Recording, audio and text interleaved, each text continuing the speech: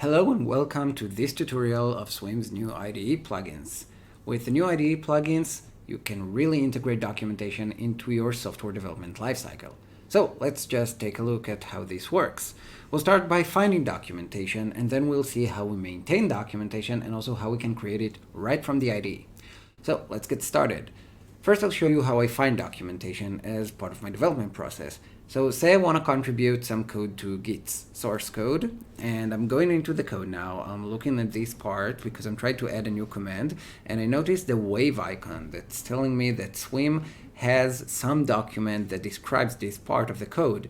I can also see here the title of the document and also the comment that's associated with these specific lines. If I click here, Swimm opens up for me the right document on the right hand side, and I can see this comment right here. So now I see that this stage of adding a command to the comment array is a part of a longer process. I can also browse the process, and maybe let's say I want to see the previous part, so I'll click here on built-in.h, and Swimm would open the right file in the right place right next to the document. This way it's really easy to follow the flow of the document alongside your code. What's really cool about Swimm's IDE plugin is that it syncs with your code as you work. So for example, let's say I'll change the code here a bit. So maybe I rename this command from add to add 3. And I hit save, and when I click here, you will notice that Swimm validated the document and updated it for me. So here we can see that this token that used to be add is now add 3, and I can accept this suggestion.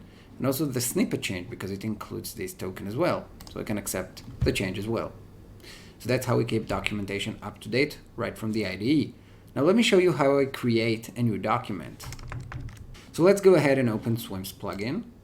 And I'm going to click on create here. Now Swimm's opened the editor on the right hand side. So let's go ahead and give a title to the document. So how to add a command. Swimm's rich text editor allows me to do a bunch of things. So I can obviously write some text, and I can also create a header like this, or mark this part of the text and change the heading. I can add images, GIFs, YouTube videos, and all kinds of things, even diagrams that link to code. Now I want to show you how I add a code snippet. So I could use slash and select the snippet command. And now when I select code on the left-hand side, see how the right-hand side also updates, so we can see the selection. So let's say I want to talk about these 4 lines, and let's add another snippet. So maybe I want to talk about these lines as well.